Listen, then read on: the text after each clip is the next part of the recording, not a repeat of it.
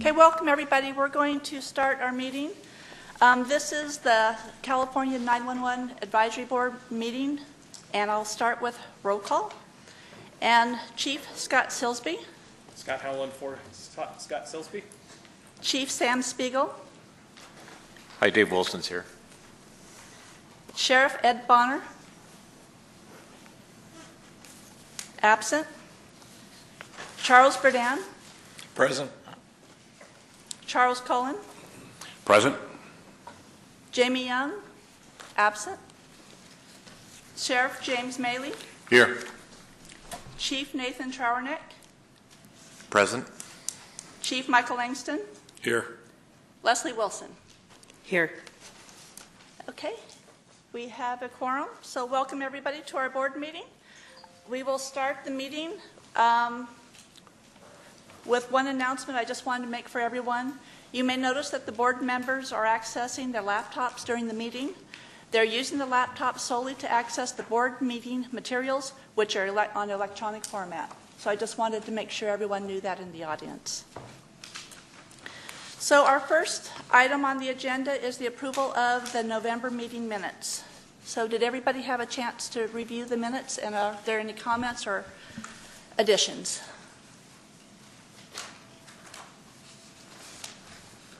Motion to approve.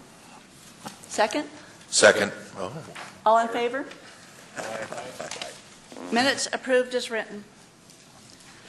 Our next item is unfinished business, and the first item on the agenda is legislative update.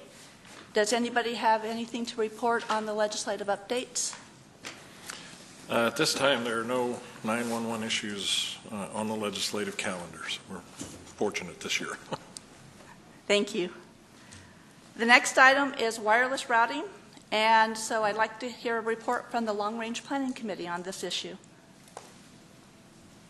And Chuck Berdan, who led the group, is going to give that report and did a great job in putting together the paper that everybody has in their material here. So, thank you.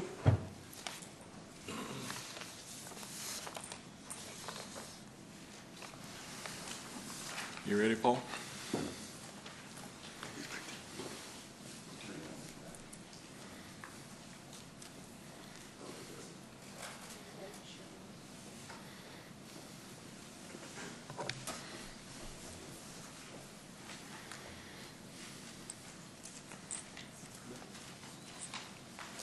Wrong presentation.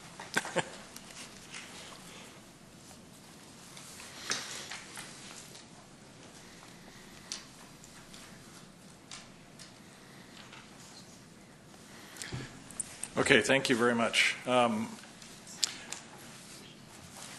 In a meeting in November, the advisory board asked the 911 work group to do some research into the issue of wireless 911 routing in California. So over the holidays, we were able to meet and get a report put together, which we presented to the LRPC in January. And the subsequent two meetings in January, we have gotten the LRPC's input onto it. So what you see in your packet is the final issues paper. What I would like to do is just give you a brief overview of the paper. I'm not going to go into all the details that are in the document, but just kind of give you an overview of what we came up with. The issue that was presented to the work group was that wireless 911 calls are not always initially routed to the appropriate public safety answering point, or PSAP.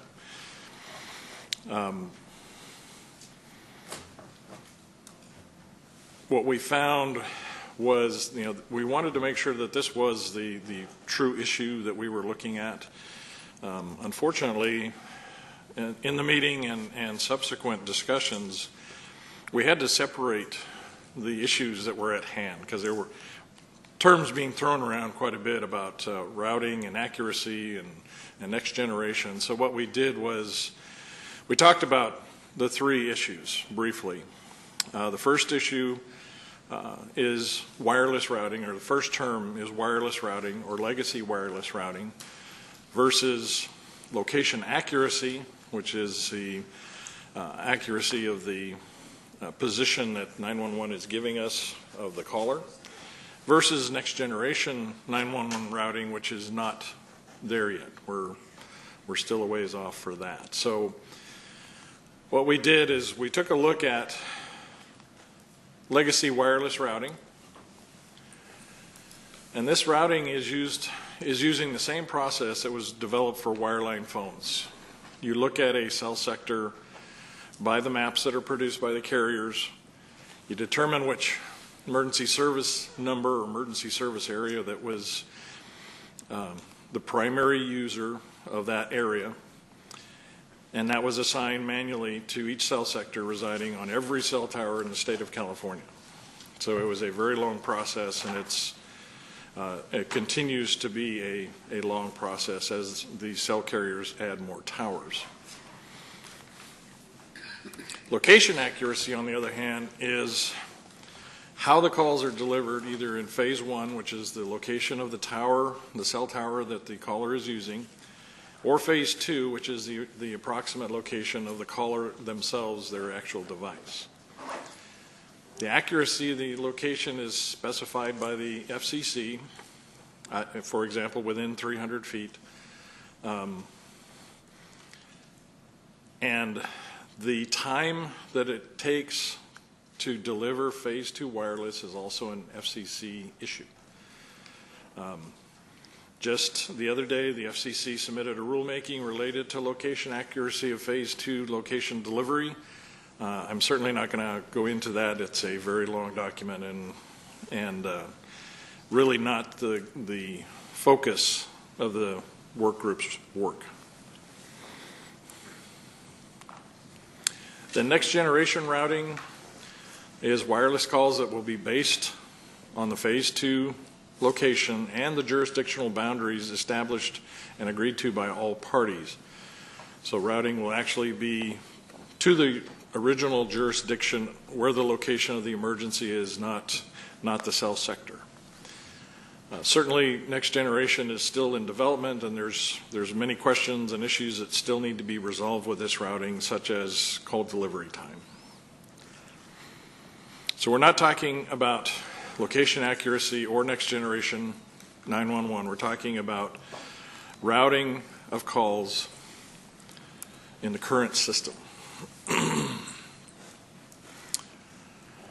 Today, the 911, when a cell tower is created or a cell sector is modified, the wireless carriers send that information to the county coordinator for that county and to the CHP to evaluate the expected coverage of each sector based on their maps, and then overlay that information onto the PSAP that was most likely be the answering point.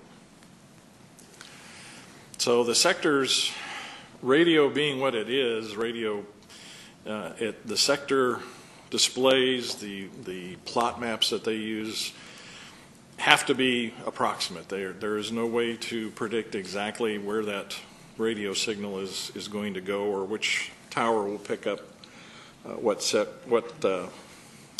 phones.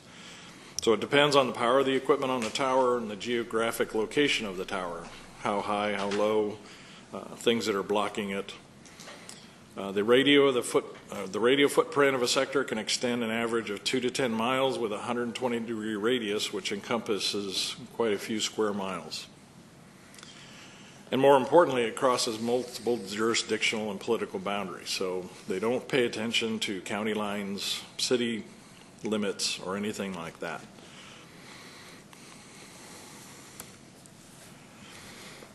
So this creates a process where the routing is quite subjective. You know, the CHP and the county coordinators do the best job they can based on, the amount of territory that's within that sector, the likelihood of cellular calls being made, 911 calls being made in that sector, and they make those routing decisions without any other information. I will note that there are automated auditing tools to confirm a correct routing decision was made, but they're not being utilized at this time. They are out there in the world, but they're not being used at this time. We're just basing our research today on what we have today. The legacy technology only allows a sector to route to a single PSAP. So there has to be a decision made. If there are 3 PSAPs that are within that sector, only one of them can get the initial 911 call. So if the 911 call comes in and it's not in the jurisdiction of the answering PSAP, that call has to be transferred. This is not a misroute. This is working as designed because they had to make a decision to put the ESN, give that ESN to one agency. They couldn't give it to all 3 agencies, for example. But it's not a misroute when it goes to the agency that is not where the location of the caller is. So our conclusions, the current legacy wireless routing system is not broken. It's working as designed. Understanding that the current technology available to the PSAPs is not able to provide information or data needed to make decisions based on the data. The improved routing, work processes, and quality assurance programs that are out there that are not available to us need to be explored. So our recommendations, first, to explore the available technology that could enhance the decision-making process for cell sector routing and identify sectors that should be reviewed. Second, the data needs to be put into a timely, user-friendly report that can be generated by 911 personnel from their workplace, thus allowing for routing recommendations based on objective data. And these reports should include, at a minimum, what's on the list there: transfers, plotting of phase 2 calls, error reports, and automated alerts. Oops, sorry. I thought I punched it.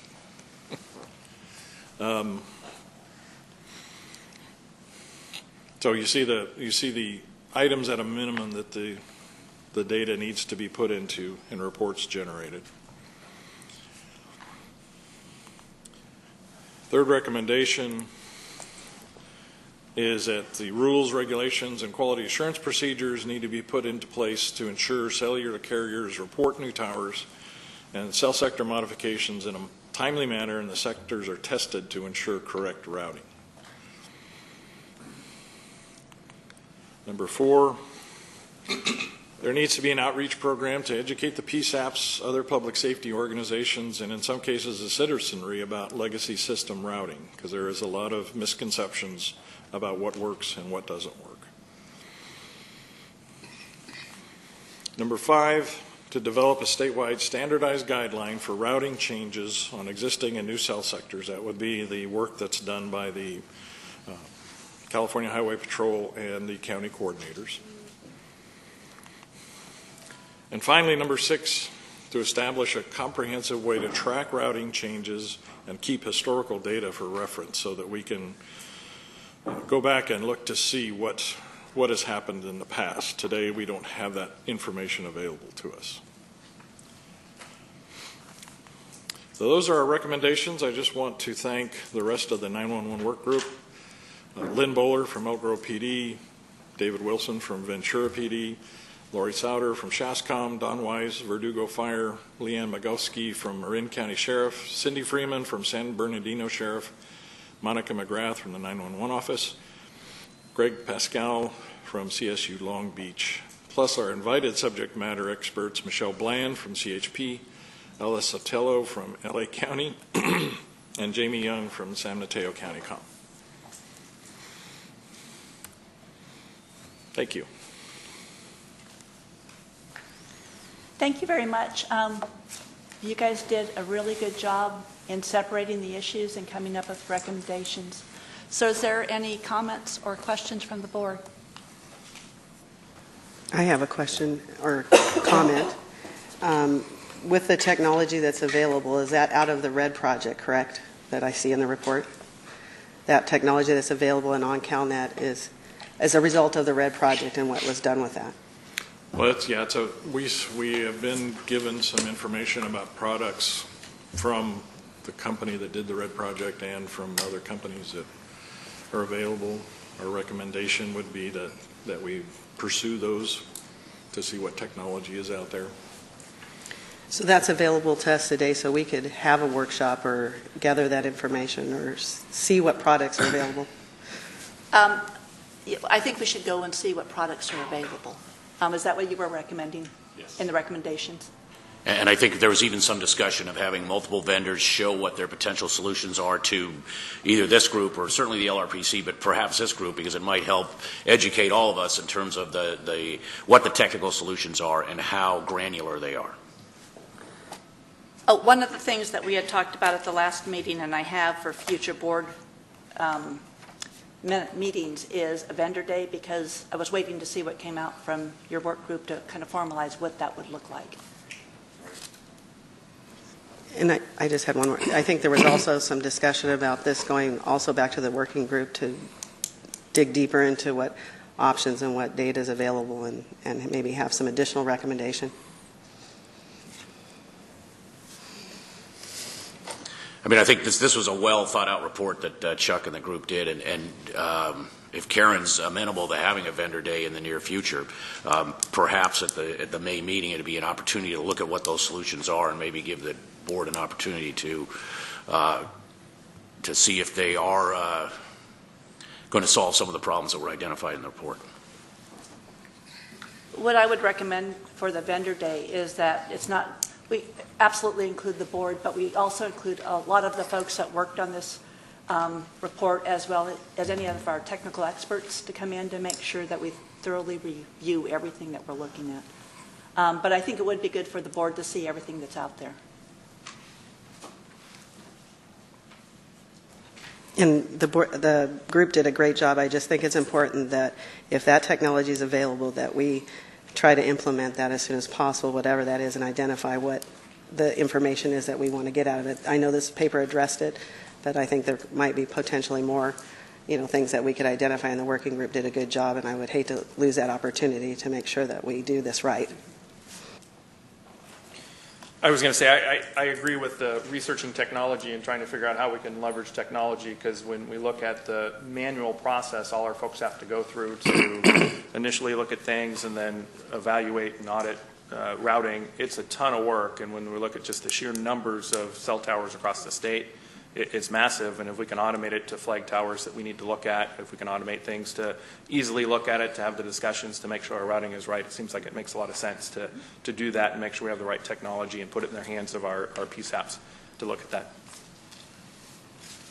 And one of the things we discuss is there is no central database of all the cell sectors in the state. So there's no historical data on who made the decision to route this cell sector here, when was it changed, were there changes that the carriers did to the azimuth on the cell sector. So we talked about that. There'd probably be a tremendous amount of work involved in creating that kind of a database, but if it was a requirement going forward, at least we could be building that sort of historical record of how the cell sectors were routed, and it might help us in the future. Chuck, this study looked at the legacy system, but obviously we're already moving into location accuracy and next-gen 911.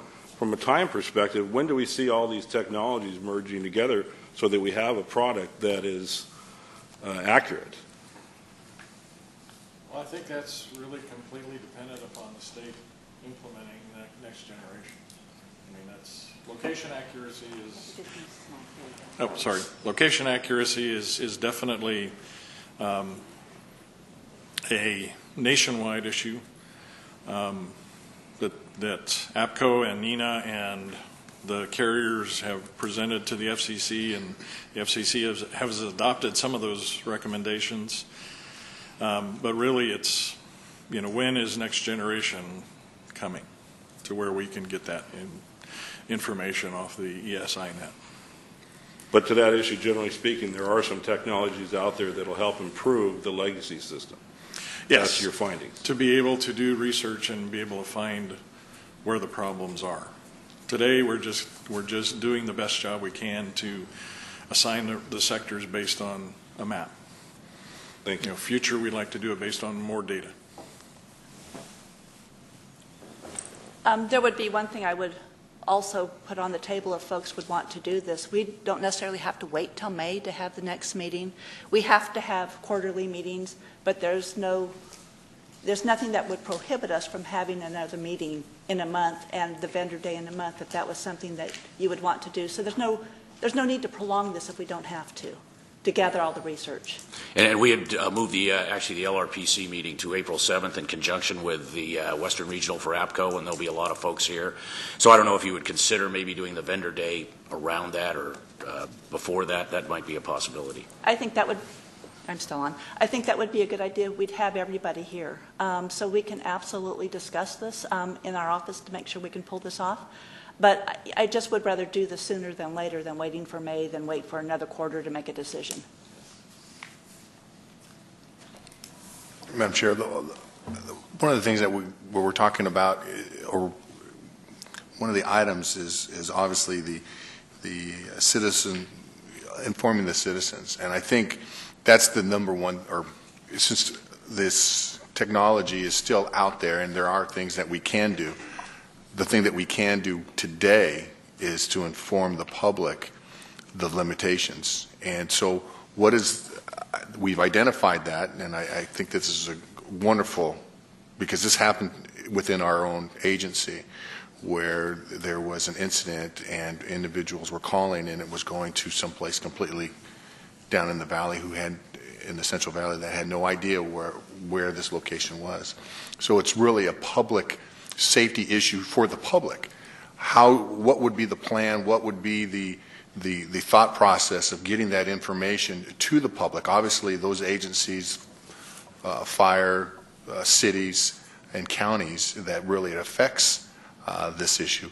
What would be the thought process of being able to get that information through those agencies or those departments? What we've done, and I believe this was presented at NENA, is we've actually put together an education and awareness package for the PSAPs to utilize. And one of the tools, and I'm going to look at Bill, I want to make sure I have this correct, is know your location. And so there's a public service announcement that we can use in billboards and other types of media that tells the public to use your location, know your location. And this tool is available to all the PSAPs. And the whole education and outreach piece was presented at NENA. And one other on a side note, for those of you who haven't had the opportunity to read the recent FCC rulemaking decision, that has a direct impact on location and location technology going forward. There is no requirement to route on XY. There are some other things in there that may allow the calls to provide a better location, but right now there is no requirement to route on XY. So I think that we're going to continue to see routing by cell sector, at least in the near future and possibly longer. That's kind of how I interpreted the order as well.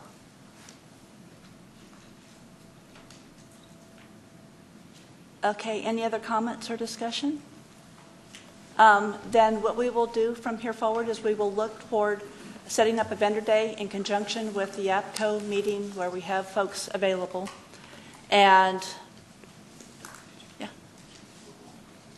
Oh, okay, absolutely. These three? Absolutely. And so we will set that up. We will notice the board as well as the public once we're able to go forward with a date for this. Okay, and I have 3 folks for public comment. I want to remind everybody based on the agenda that public comment is limited to 3 minutes. So the first public comment is Don Wright. Good morning. I'll be much less than 3 minutes.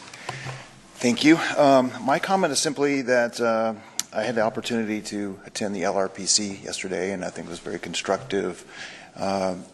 Chuck, the document and summary that you presented today is an excellent overview. And I simply have one comment on, I think it was item number 3, for the sake of creating a document which I think will best serve the citizens of California.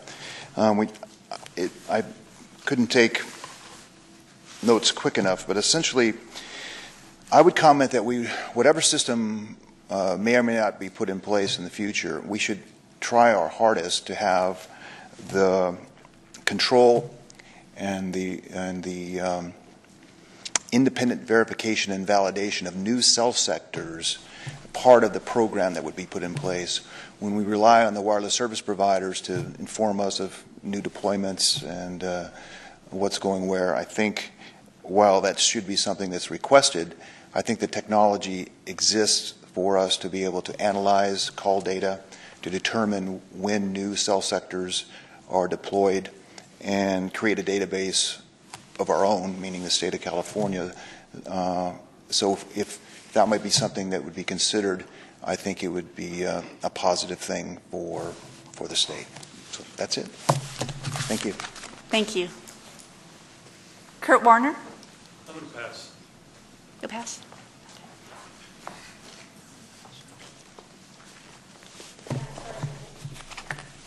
Warner McGrew. Sure. Yeah. Good morning. Thank you for allowing me to speak this morning. I'm Warner McGrew, retired fire chief for the city of Santa Barbara.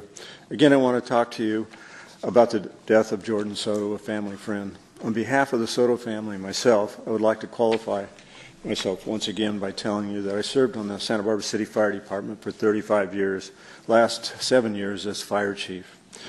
One of the boards I served on was 911 for Kids.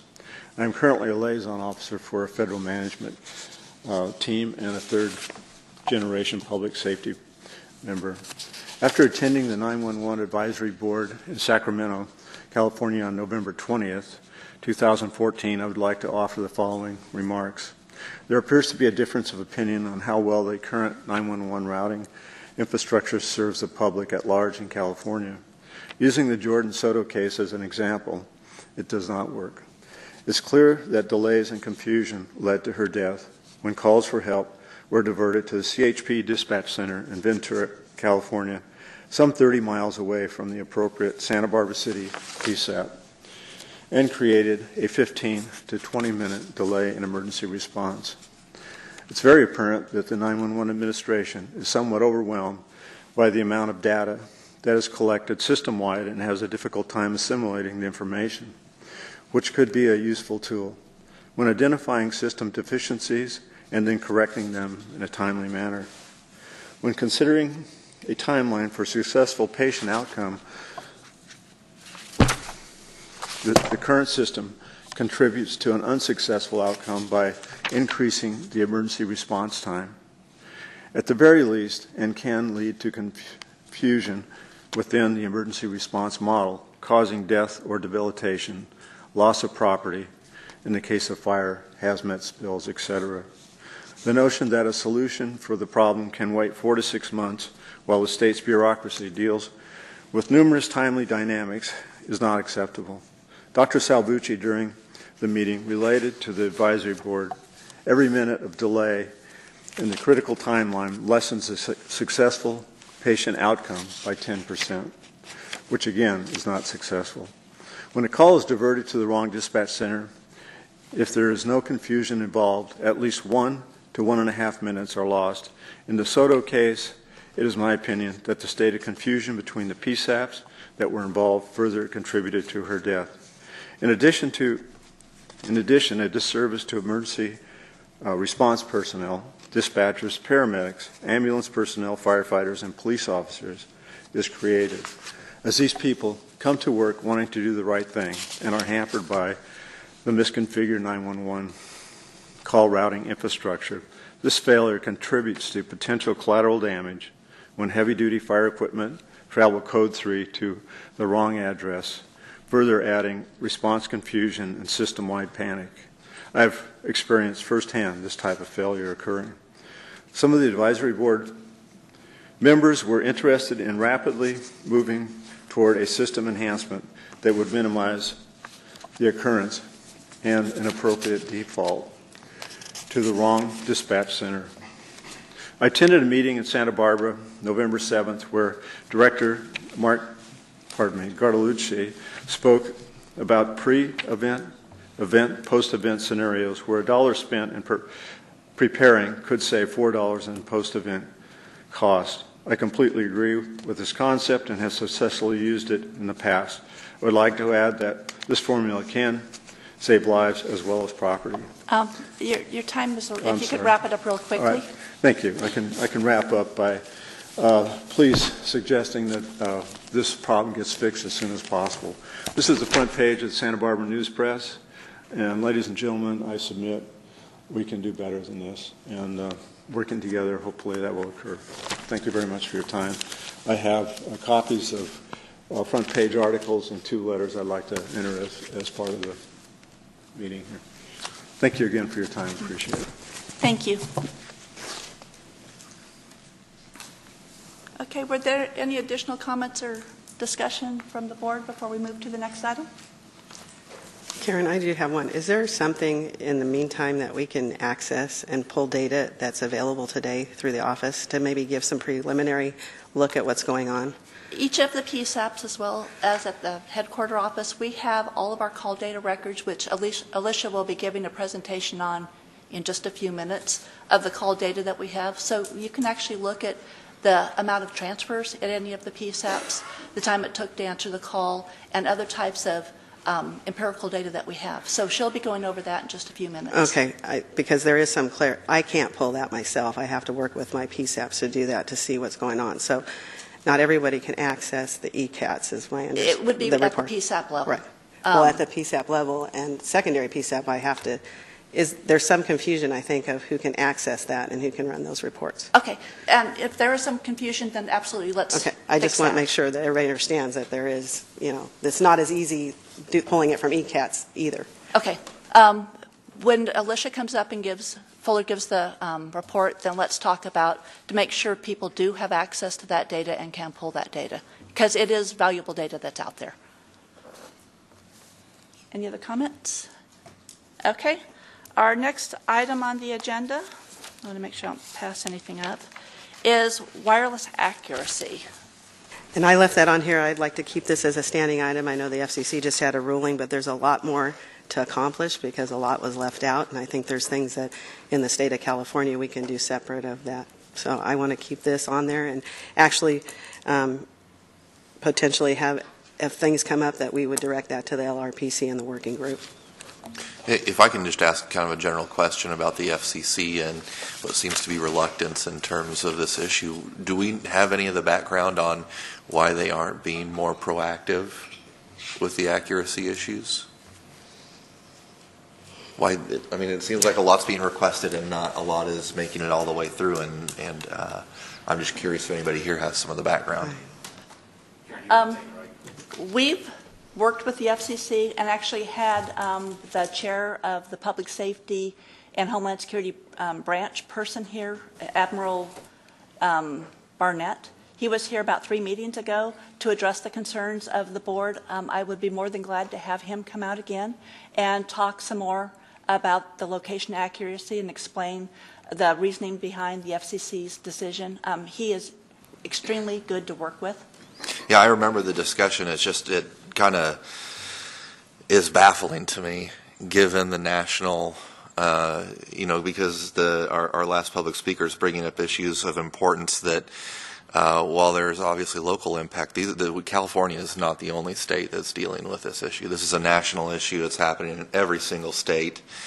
There's only so much we're going to be able to accomplish here in California without the FCC pushing things along a little bit. So maybe just having an ongoing dialogue with him, inviting him back out later this year would be a good idea for us to get an update again on where they see things going and maybe some more input on timelines as far as progress. I would be glad to do that. He, like I said, is really good to work with, and he can bring all the information with him. I was going to say, because it seems that issue is kind of key to the long-term issue from the standpoint of currently doing cell sector routing.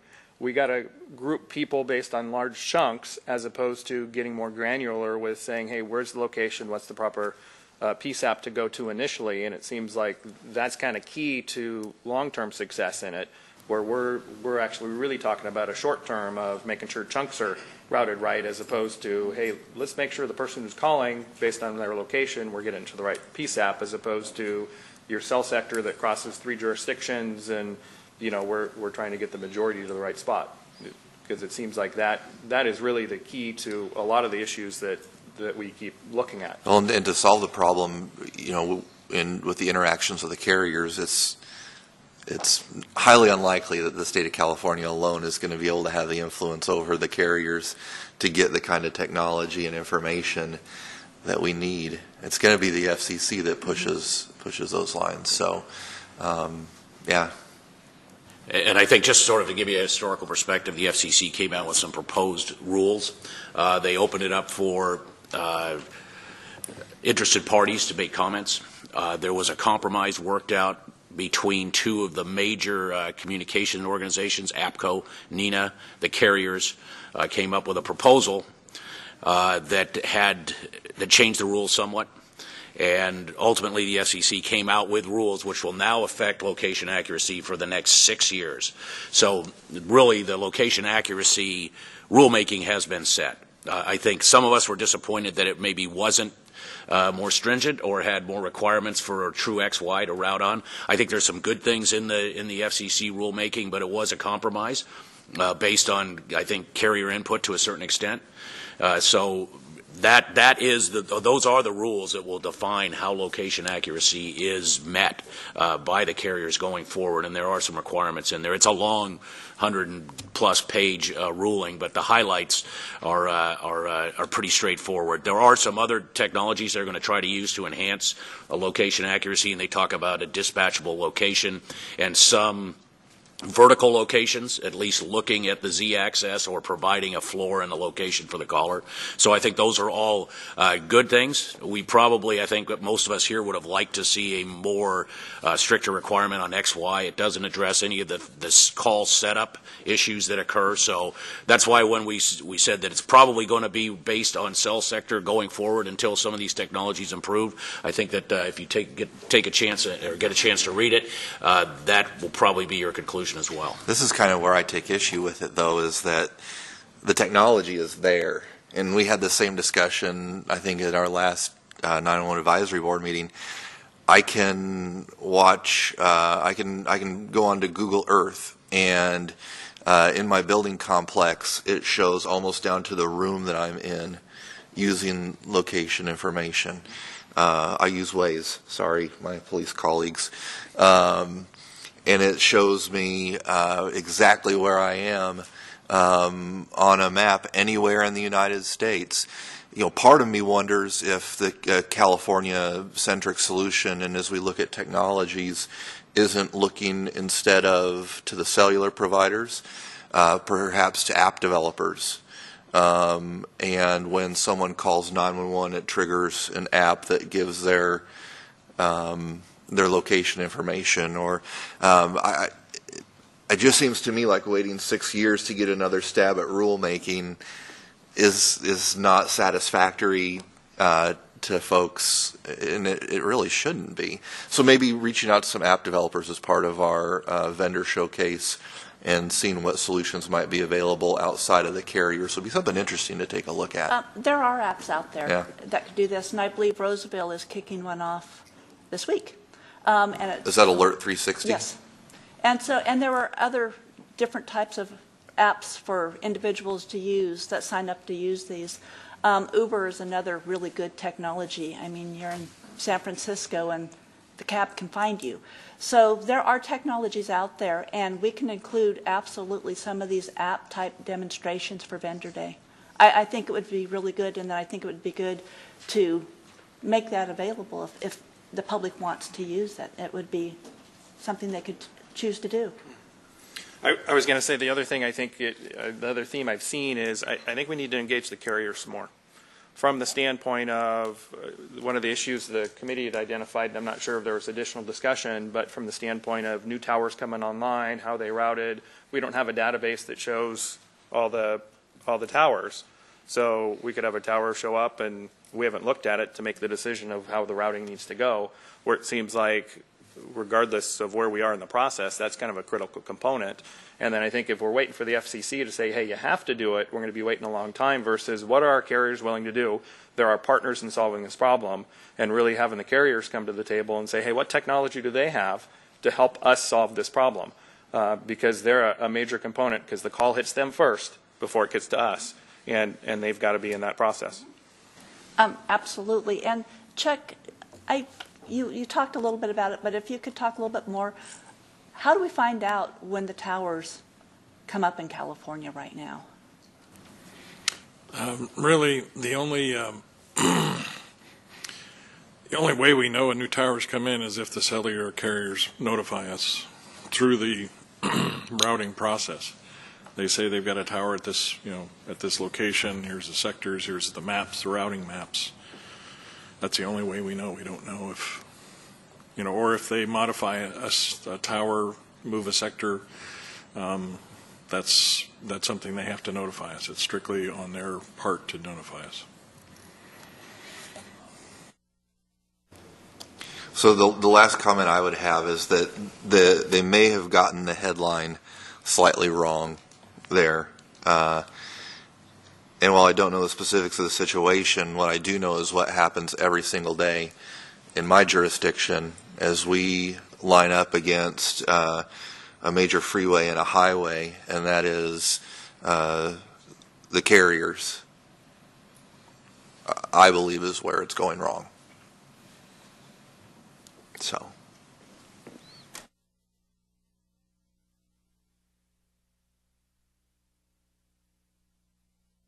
Okay, was there more? Well, let me make sure that, were there any additional comments or discussion by the board? Okay, Kurt Warner, come on up. We have another public comment. Good morning. My name is Kurt Warner from Public Safety Network.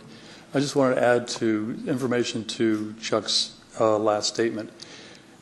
It's true that the majority of ways that you all find out about the routing of proposed towers is sheets that are submitted by the wireless service providers. Those sheets are often cryptic and they're not standardized, but there is another way that we find out about the towers, and that is by collecting the data. So we collect tens and thousands of calls a day of new calls coming in. And in that data that we see in real time now, we're able to identify towers that are not on the routing sheets. We've been doing that with the RED project since 2008, where we didn't rely on the phone companies to be 100% accurate. And so those get blended in and augment the records from the wireless service carriers. So there is another path to find this data. That's all. Thank you. Any more comments or discussion with the board? Okay. I do have. Can that be accessed now? I keep asking this question, but if it's on CalNet, can that process be accessed now by the county coordinators and the CHP? I would have to look into it. Can you please find out if we can access that and be able to start collecting that information and as we go through this process for more information for the board? Absolutely. Okay. Any other comments? Okay, thank you, everybody. Our next item are the reports. The first report is from the 911 branch. Bill Anderson.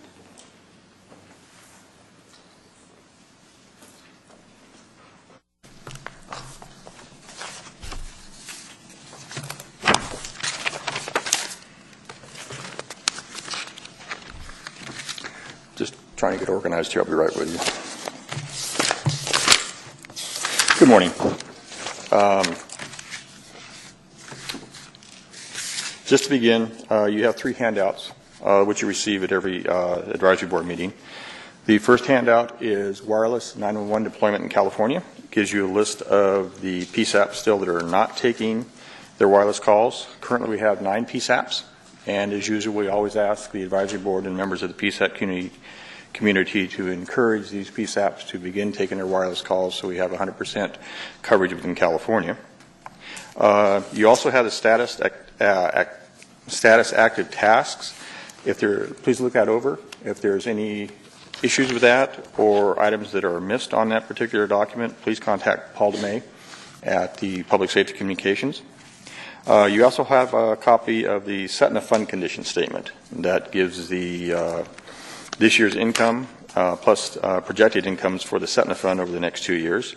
And I ask you to draw your attention to the Setna Fund graph, because it kind of gives you a better representation of where the Setna Fund is going. In the last meeting, we talked about the fund was actually going to, revenue was going to meet expenditures mid-17-18. It's changed a little bit. It's dropped back a couple months, but not a lot. Now, a lot of that was due to, one, in 2014, we increased the surcharge to 3/4 and 1%. We saw the full results of that in this calendar year. We also saw a drop in expenditures against the Setna Fund. So both of those help to keep the Setna Fund in check for right now, which gives us a little bit of time to work on resolving that particular issue with funding for 911 in California. Moving on to projects and initiatives that the branch has been working on for California. Of course, first one is text to 911, and I'll be speaking a little bit more on this later on. But right now, we are looking to deploy text to 911 at PSAPs within California by June. We currently have 28 PSAPs in line that are looking to deploy. Those PSAPs lie in San Bernardino, Riverside, and Butte County. A couple issues we're working on are transferability, which is critical for the PSAPs because one thing we're talking about today is routing. So being able to transfer those calls when they are routed, working on that, and finalizing the procurement vehicle to procure the services we need. Our education awareness program, this will probably be the last time you'll hear me talking about that. It is coming to closure. We've talked about it over the past, and just as briefly go back, that was designed to assist the PSAPs on how to educate the public on the proper use of 911. That was done at 5 pilot areas around California. As Karen mentioned, there were 2 main messages that we were marketing. One was know your location, which obviously is a major topic right now with the concerns on routing. The other one was Worst Sound Ever, which focused on making sure individuals know when you call 911, you don't do it for non-emergency reasons, not for your cat in a tree or something like that, but call because there's true emergency. So those were very beneficial. At the NENA meeting last week, our contractor, Ogilvy Worldwide, did a presentation and presented the material and comments on how to mark it out, and it was attended by many of the PSAPs.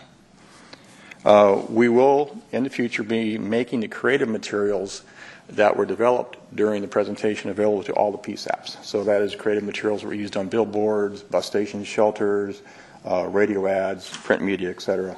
So they will have the ability to use that material for specific marketing areas around their own PSAPs. Moving on to Next Gen 911. In the last meeting we discussed we currently are looking at bringing a consultant on to help us develop the transition plan to take us from a legacy system into a next gen system. The RFO went out. We have received the bids back again. We are currently in the process of evaluating those bids. I had hoped to be able to announce who our contractor was going to be, but we're still going through the evaluation process. We should be making that award by the end of this month. So that will start the process of moving us into next gen and taking a look at how long it's going to be to really move California completely into next gen. The contract itself is a 2-year contract to develop the transition plan. With that, the RFP for the CPE systems, that is the RFP to allow PSAPs to be able to buy customer premise equipment, CPE equipment. It also allows the state to be able to buy next generation equipment to assist us in our transition to next gen in the future, and also for GIS services, which are going to be equally important in developing next gen system. Looking at the pilot projects, over the time we've talked about the many pilot projects we've done. We're now going to completion on many of those. Some are done. The Next Gen project in Northeast California was completed. The Imperial County project was completed. The project in Ventura County on the hosted solution was completed. So the projects are still left are the two ESINet projects and the proof of concept project. The first one is the Pasadena Ring project. That is the first true ESINet deployment in California. It initially will be 8 PSAPs, which we can expand out to 21. It will use an ESINet. Verdugo Fire Communication Center was the first PSAP cut over onto the hosted portion of the solution. That was on January 27th. The call handling for the last PSAP is scheduled to be cut on May 1st of 2015. We'll be bringing the ESINet online in June, and that will give us the time.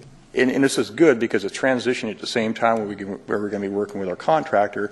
So we'll be able to use this pilot to help develop and help look at the services and offerings we can provide to the PSAPs with the next generation solution, which this is. We expect to have the Pasadena Ring project completed in November of this year. The second project, which is essentially a duplication of the Pasadena Ring, but is actually occurring in Mendocino County, it also is a hosted solution utilizing an ESINet network.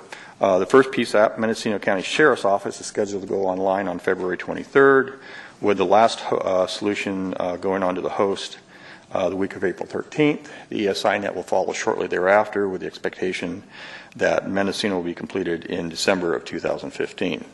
And the last project is the Ventura Proof of Concept project. This project is essentially the same project we did in the Northeast grant, where we used Verizon and Trado. We're now using AT&T and TCS to see if we can duplicate the same ability to capture a call and route that call on the XY location. We know we can do it with Verizon. We're now looking to see if we can do that same solution with another carrier. So that is currently in the final testing. The PSAP testing will begin March 2nd, and AT&T is planning on doing a demonstration to our office on March 2015 of the results of those tests. That, at this point in time, is the completion of the 911 branch projects. Any questions? Any questions or comments from the board? Okay. Next item What is... I had a question, sorry. I'm sorry. Bill, on the 911 or the wireless 911 deployment report, the 9 agencies they're not taking any 911 calls at all. Is that correct? Correct. They're not taking their wireless calls. They take their landline calls. They don't take their wireless calls. Any legal requirement that they take them? Not that I know of. No. Okay. Is it an issue of not having the equipment? I don't know what the issue is, where they just don't want to. They don't have the equipment. I can't comment on that because I'm not sure. Okay. But that equipment is generally funded by this office, correct? All CP equipment for state-sponsored or state-funded, state-funded CPEs is funded through our office. Okay. Yeah. I know looking at the 9 agencies, most of them seem to be secondary type agencies, some of the CSUs and some specialized districts and so forth. Mm-hmm. None of them look to be a primary PSAP. Well, the PDs would be primaries, would be considered primaries. I'm sorry? The police departments would be considered primaries. Usually we look at a police department, sheriff's office, CHP as the primaries, EMS and fire departments as secondaries. Okay. And then the next group, the 5 that have submitted a letter of agency? Yes, they're in the process of deploying their wireless calls right now. Okay. At some step. I don't know which phase each one is in, but they have agreed to start taking their wireless calls. So they're moving forward with that deployment. Okay. Does this office have information on those 9 that have received the equipment that would allow them to take the wireless 911? And as far as information, meaning? Relative their equipment purchases, whether they have the equipment necessary to take the wireless calls? If we funded their equipment purchase, we know what type of equipment is purchased, and we know if it's capable of taking wireless calls, yes. Can we get that information in our next meeting? Absolutely. Do we know, I guess, let me ask the question to see. The 9 PSAPs that are not taking their wireless calls, are they not taking it because they don't have the correct equipment, or is the equipment in place to take the wireless calls? That I don't know, Karen. Okay. Then, And I have one more question.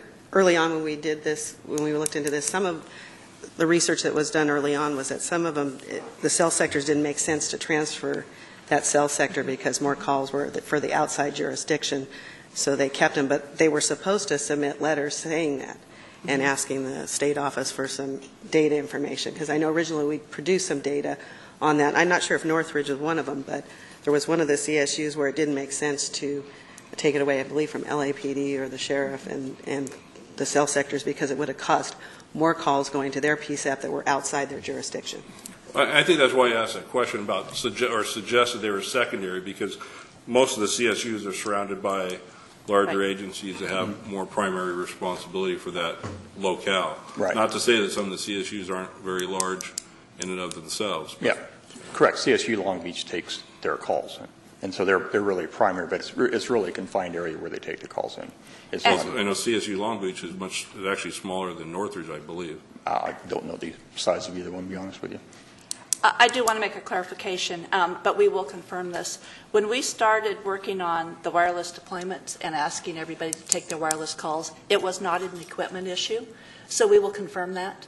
Okay. Because there's nothing in the equipment that would not allow them to take the wireless calls. It was mostly if it made sense and they were able to do that. A lot of the issues centered around the increased workload. And not, making sense to move that cell tower to their PSAP and leaving it with LAPD or LA County Sheriff. Right. Well, and that speaks to the issue. I keep seeing these 9 on the list, and it seems like we're suggesting they're not doing what they should be, but it appears that from Leslie saying maybe there's already been some discussion, and there's a reason why these 9 aren't taking the wireless 911 calls, because it creates more confusion than it does benefit. That's correct. And that's possible. I don't have that information with me. Is there a way we could 9 are not taking them? Is there a way we could reach out to them and just confirm? And if that's the case, I believe that the process was to submit a letter with the data saying that didn't make sense to make those changes. And at one point, and it's been over a year ago, we did reach out and talk to everyone that was not taking their wireless. We were not getting a response from the 911 office, and we reached out to the board themselves to see if each board member could reach out to their constituency. So if it was a police department, we asked the Police Representatives Association to reach out and so on and so forth. But what we can do is we can go back and gather the information, and instead of waiting for the next meeting, we can submit a letter to the board members, post it on our website, and give a better definition of why these are not taking their calls. Okay. And then, Bill, switching gears on the text to 911, is that is deployment based on individual agencies and PSAPs, or is it being rolled out countywide? Because I know in LA County, we've got a couple different projects out there, and I know there's agencies that are probably willing and ready to go ahead and move forward. Do they have to wait for the county coordinator to move them forward, or how do they move forward themselves? No, it's not the county coordinator. We're asking them to work with our office. We're recommending and suggesting they do it as a county-wide rollout. That is not always practical. We don't always see that amongst the county because there are some PSAPs right now. And I'm kind of going to my next presentation that there was asked for later on. But unless we can get 100% participation in the county, we're not stopping that. We do not want to prevent the rollout of text to 911 in California. So we still move forward as best as we can with the PSAPs that are willing to go. In some cases, where you have PSAPs that don't want to take it, maybe they can do an agreement with another PSAP who's willing to take it for them and transfer, so we don't leave open areas within the county. Right now, in the counties that are deploying, San Bernardino and Riverside, we do have one PSAP who's been very helpful in taking the lead and help coordinating that rollout. And the same with Butte County. We have, in both those cases where we do have that countywide, we have one person who's kind of taken that responsibility on. All right, thank you. I'm going to ask a silly question. Why is it optional to accept text to 911? Is it because it's still in such an early phase of rollout? Is it something that's going to be required unilaterally at a later time? I will wait for an answer before I say anything else.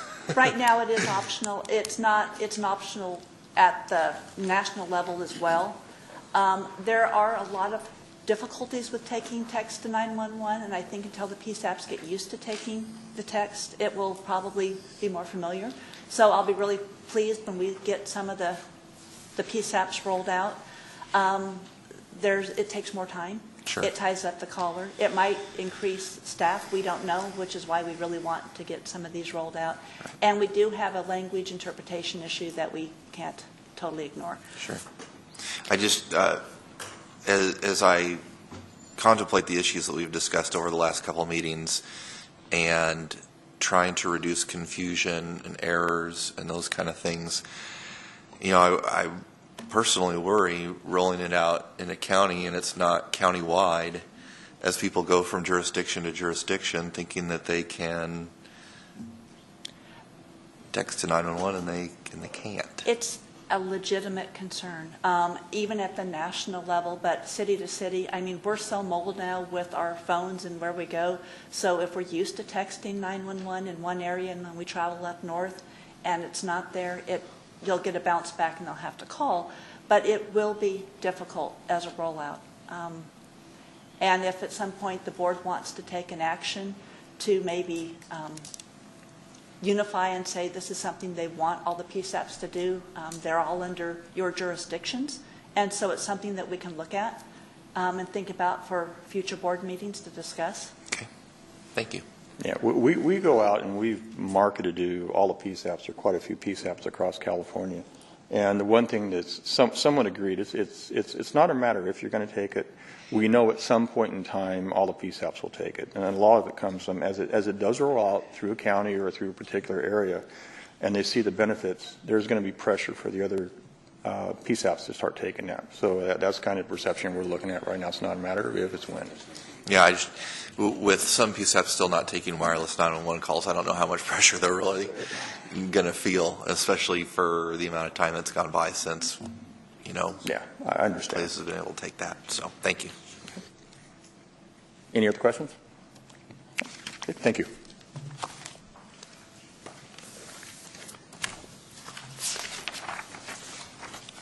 Okay, we can move to the next report, Long Range Planning Committee. Was there a further report than what was already been discussed with wireless routing? Sorry. Yes, most of our discussion in the most recent LRPC meeting centered around the work group issue paper, and Chuck's done a great job in talking about that, and you all have a copy of that. And that really was mostly what we talked about yesterday. But there were a couple other issues that I will bring up. We had two meetings since the last advisory board meeting. We met on January 13th and yesterday on the 17th. We closed the PSAP consolidation agenda item, and just as a review, that issue was what happens when a PSAP takes the money for equipment and then consolidates with another PSAP. So they have this, they're a couple of years into their cycle. There's this legacy equipment that's still there. Do they have to pay it back? What happens to the equipment? And we really couldn't come up with a very good solution to that. Certainly the state doesn't want to warehouse that equipment. I don't think we can charge back the PSAP since they're really dissolving and going to be part of a different agency. You know, we talked about, do you put it on Craigslist and see if there are other agencies out there that might want it? But there's not a real simple solution to that. And if you think about it, even if you were an agency that wanted the equipment, you would have to have probably in-house expertise to configure and support that equipment. Because I don't think that the vendors certainly don't want it back and might not be willing to support it. So we really tabled that and said, the next PSAP funding policy review, we might bring it up again, but there wasn't a real good solution. I don't know how often it happens. The state office may know a little bit more about that. The one thing we did say is maybe if that occurs, the state could put out a blast to all the PSAPs and say that the equipment is available, and if there was a PSAP that wanted it at their expense, they could go and transport that equipment to their PSAP and use it. And that was really the conclusion we came up with. The other issue was the WARN Act, and looking at the language in the WARN Act, we sent it out to all of the advisory board and LRPC members in January with a request to distribute it to other stakeholders and provide feedback. We're asking for that feedback back by April 1st so we can have it for our April 7th meeting. That is being, if you send it back to Chris Herron, that's the person who is consolidating it, and we'll and bring the documents to that meeting. Those are really the only two major issues we talked about. CCTF was unable to attend either meeting for a variety of reasons. We did change the next LRPC meeting to April 7th at 10 a.m. We can move that if something comes up with a proposed vendor day, or if we're going to also have this larger advisory board meeting in that same time frame. So we'll certainly work with the state office to do whatever is convenient, works for everybody. Thank you. Any comments, questions? Okay. Next item is the County Coordinator Task Force. Do we have a representative today? Good morning. I am not Tracy Kessler. I'm Alicia Fuller, and I'm presenting on behalf, or giving a readout on behalf of the CCTF. The CCTF continues to participate as a core member of the LRPC 911 Policy Work Group. Most recently, a second CCTF member served as a subject matter expert for the wireless routing report recently developed and presented to the LRPC, which was presented here today. Following the conclusion of the California 911 Education and Awareness Program, the pilot PSAP partners participated in a breakout session at NENA to share key learning experiences from the project. Representing her PSAP, one of our CCTF members participated in the pilot program from start to finish. Additionally, Verdugo Fire will host the next Southern California County Coordinator Forum on May 5th of 2015. The date and location of the Northern California Forum has yet to be determined. And finally, the CCTF currently has 2 openings and will soon begin canvassing for new members. It is our hope to have the positions filled by the end of the second quarter. That is it. Thank you. Any questions, comments? Okay. Next item is the FirstNet update. Sue Plants. Good morning. We have held our 6th town hall January 28th, and we were fortunate to have Sue Swinson, the chairwoman for FirstNet, out here. It was a very eventful day. We had a large fire downtown in Fortuna and a 5.7 earthquake in Humboldt while we were sitting in our meeting, which is videotaped on our website. Our state consultation package for California was uploaded to FirstNet on January 23rd. This starts our process to start our state consultation meetings. We hope to have those the week of June 22nd. We've also published a FirstNet in California roadmap, which was also uploaded to our website. It kind of gives you the strategic outlook of where we will be going in the future. And as far as our FirstNet partners, February 20th on Friday, they're going to be holding a webinar for the state point of contacts to start going over some data collection to start preparing for the RFP and also our state consultation plans. So we'll be able to participate that on Friday. To date, FirstNet has held over 10 state consultation meetings. Karen went to the one in Texas on February 11th. And our upcoming milestones are we're going to be mapping out 12 months of 911 calls by location. We're going to be starting to prepare some tribal consultation meetings.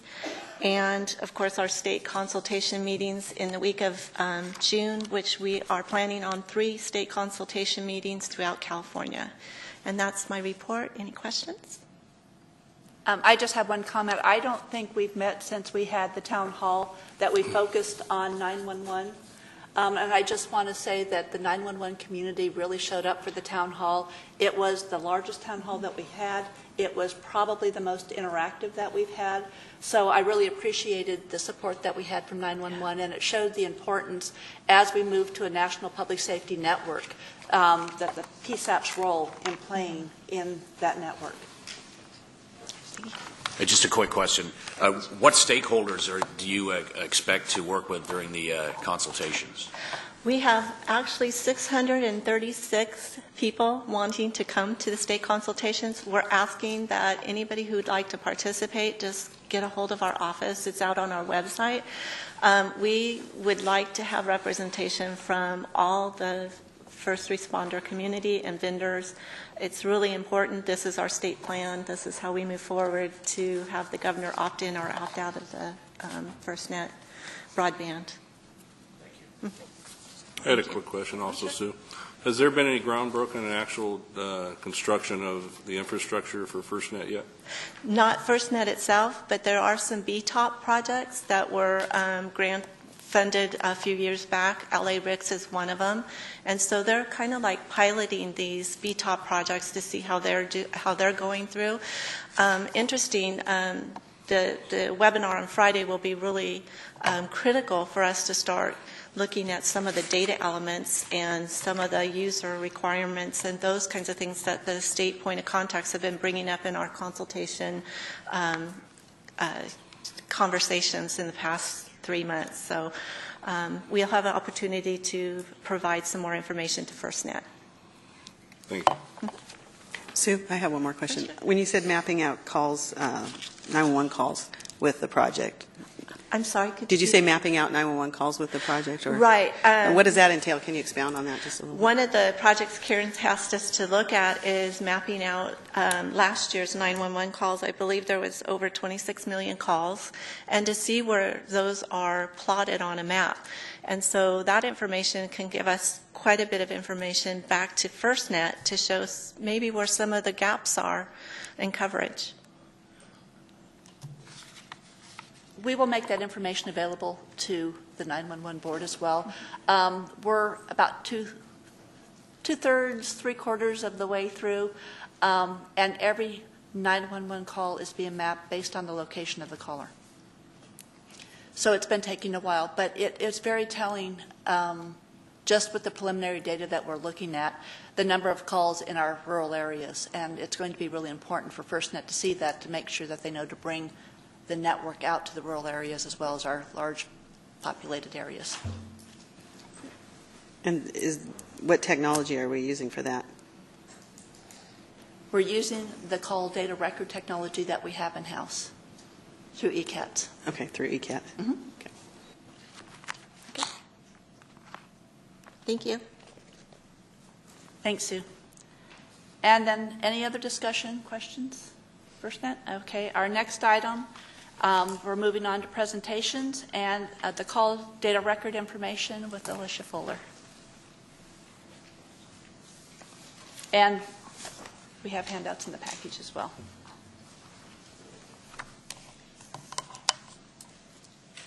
Thank you very much.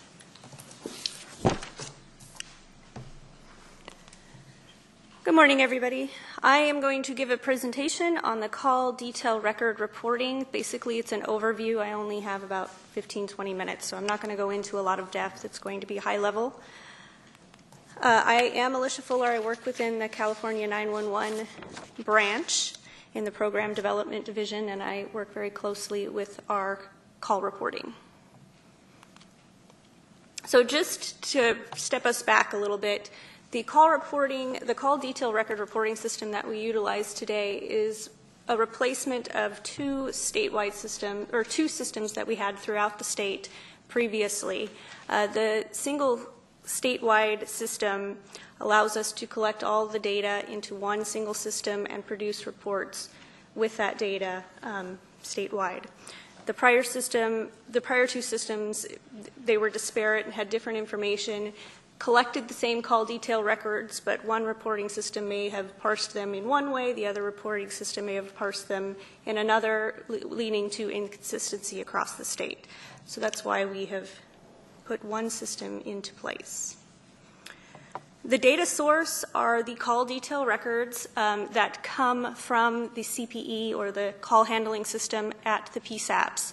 The call detail records spill into the RDDM or remote data distribution module that is on site at the PSAPs. And the system is indiscriminate of the CPE make or model, so it doesn't matter what's at the PSAP. We collect the call detail records as given by the system and take that information in and parse it into reports. So the reporting that we have available today comes in a few different flavors. We have pre-configured reports, both standard and management. We have ad hoc reports, which are basically custom-built reports based on defined criteria that the user selects. And then we also have raw data, which is a view of the data as it is received from the CPE. It's unformatted data. A lot of PSAPs and other users of the system find the raw feed very useful in troubleshooting and items of that sort. So I've given you a list of the pre-configured standard reports that are available within the system. All users have permissions to run these reports. I'm not going to walk through and go through every single one of them for the sake of time, but you do have the list, and if you have any questions on any of the particular reports, I'd be happy to answer them, and I'm also available at any time in my office. Along with standard reports, we also have a set of management reports. It's a smaller set of reports. All 911 branch staff, as well as county coordinators, have permissions to run these reports. The PSAP managers may request permission if desired. Other users may request permission. We typically work through the PSAP manager at the PSAP site to grant access to the system and grant access to specific reports. So if there's a set of reports that someone within a PSAP needs and does not have today, those can be made available to them based upon request.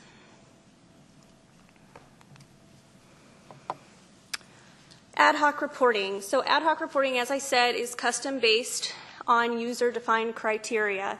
There are both standard and advanced settings. The user can define the fields included in the report, and the custom filters may be assigned to multiple fields.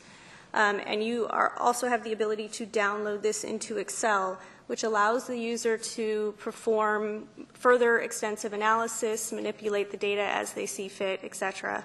The type of information, the type of fields that we have available in the call detail records include all of the ALI fields, such as the name, the address, the phone number, the PNE, the city, the NENA ID, latitude and longitude, meters and percent, that type of information.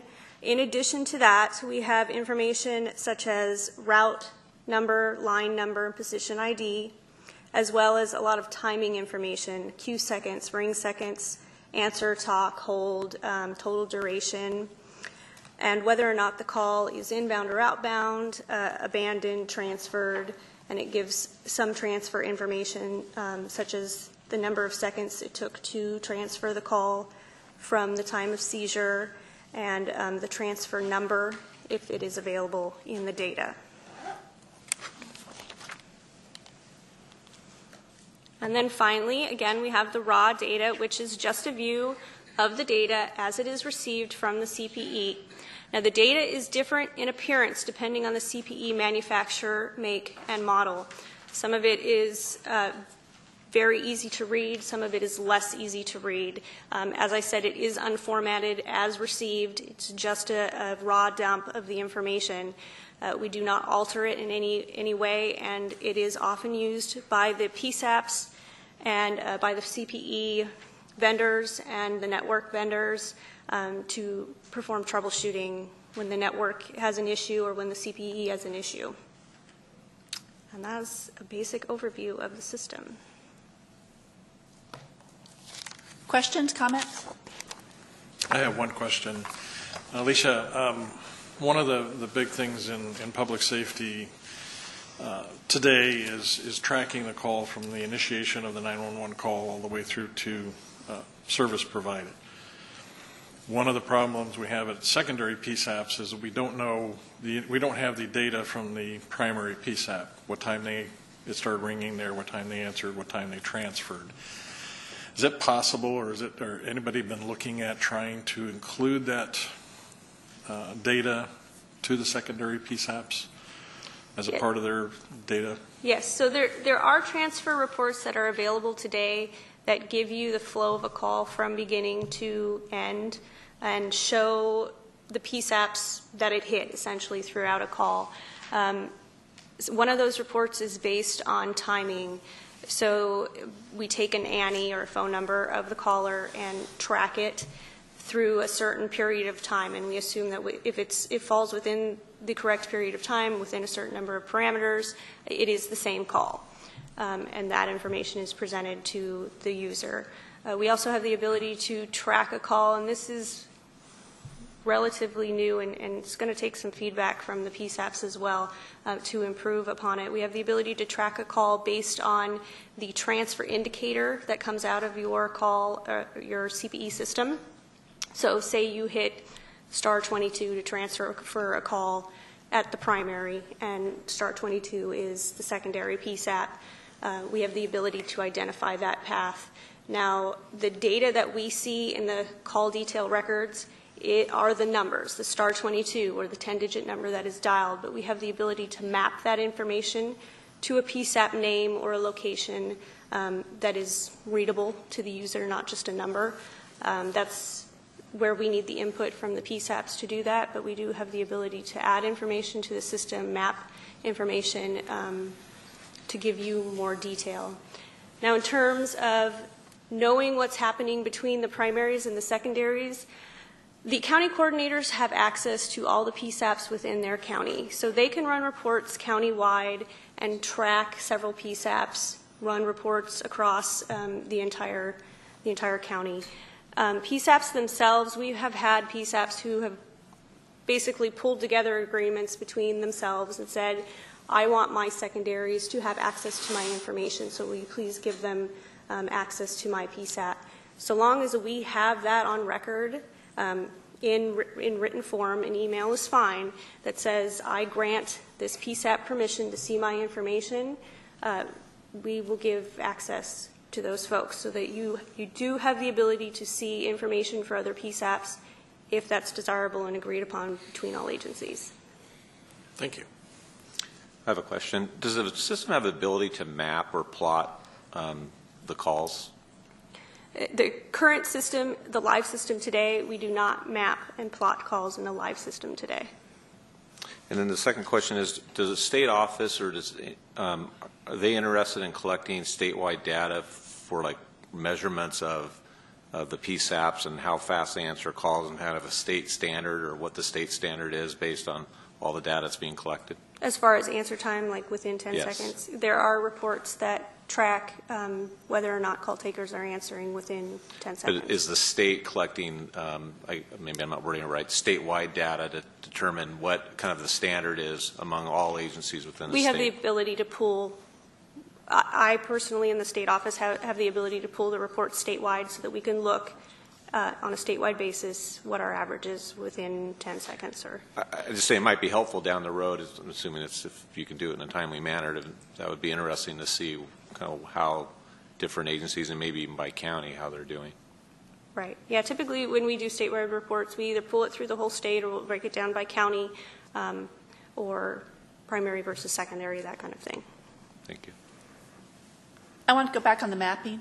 We do have the ability to map after the fact. That's how we're mapping the statewide calls right now. I don't know if that was your question, though.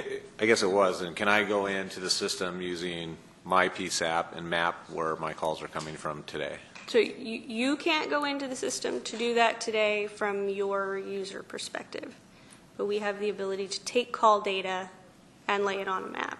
Right? Are there plans in the near future to use this system to do that, to build a report that you can easily do that? It is definitely, we talk about all kinds of reports every day. So it's everything that is talked about here. I have a 20 steps back. That's my view. So I take all this information and go, wouldn't it be cool if we could do this, that, and the other? So yes, there are definitely things that are being considered by the office. I think everyone will be very surprised once you see the whole map of the state. And that data, I think, would be important to all the PSAPs eventually on this local basis. And just out of curiosity, why is it that only the county coordinators have access as opposed to each individual PSAP? I mean, the data that's being provided seems really valuable to all the PSAPs. As far as them having access to all the PSAPs within their county. Yeah. So when the system was originally set up, everybody was given access to only their PSAP. I'm not going to make the decision for everybody else's agencies on, what agreements you have in place, who can and cannot see each other's data. The information is definitely there, so all I need is something that says, yes, this information can be shared with this, that, and the other PSAP.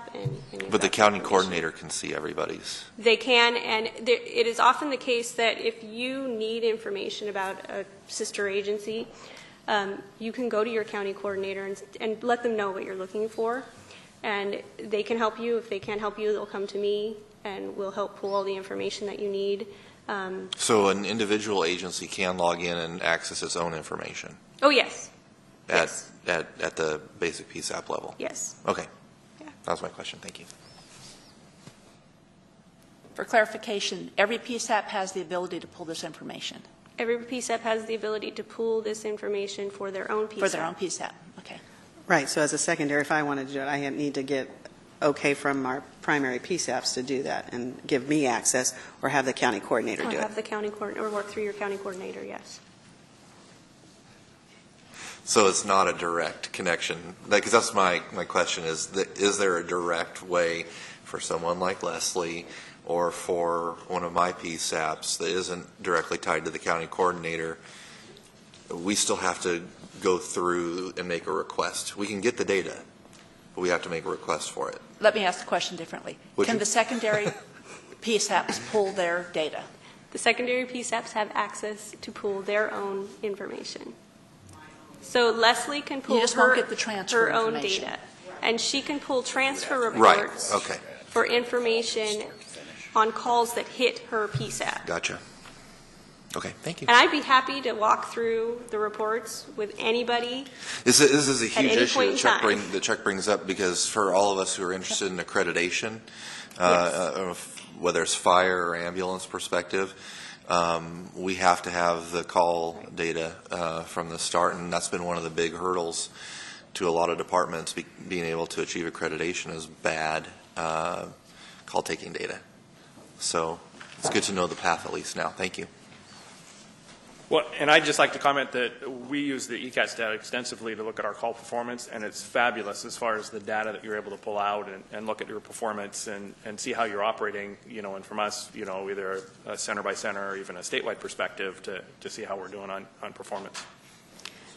And the Chief's right that we use that, and I do a monthly report to our Board of Chiefs on the performance, so it's helpful there, but it's getting that pre-data that I need to have for that transfer data and making sure that that is happening in a timely manner.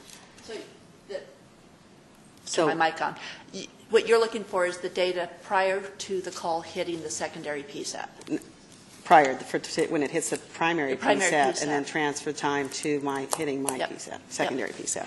And I can do that by making these agreements or going through the county coordinator and getting authorization from the primaries to do that.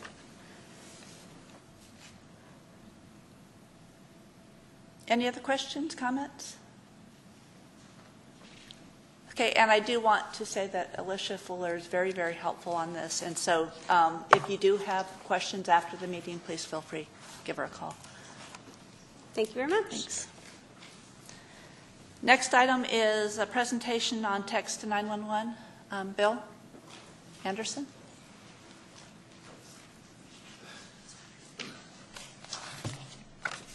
We kind of talked about this a little bit already in my first presentation, but we'll go a little more in depth. At the last advisory board meeting, Leslie had asked us to kind of talk about the hurdles in deploying text to 911 in California. So just kind of go back a little bit just to refresh everybody's memory. Text became available by the four major carriers, AT&T, Sprint, T-Mobile, and Verizon, May of 2014, May 15th to be exact. The remainder of the carriers had to come online by December of 2014. Text is delivered through an SMS technology, stands for short message service. The reason they call it short message service is because it's limited to the number of characters it can actually transfer. Same technology you use to send text messages today. With that, our office had gone through and done a number of tests with about 5 or 6 PSAPs and looking at the different type of technologies that were going to be offered or provided to the PSAPs. That being TTY technology, which has been around for many years, web-based technology, where the text is delivered to the PSAP via a web server, or integrated technology, where it comes directly into the PSAP, shows up on the screen as a regular screen on the PSAP. We looked at all those technologies, did a report that came out on April 23rd that listed how we viewed those technologies and issues with those technologies. We don't, for all practical purposes, recommend the TTY technology. We probably around probably August, September, we started telling PSAPs that's not their preferred method of doing it. It's very cumbersome, it's very slow, it's very difficult for the operators to use. So that really leaves the web-based technology and it leaves the integrated technology.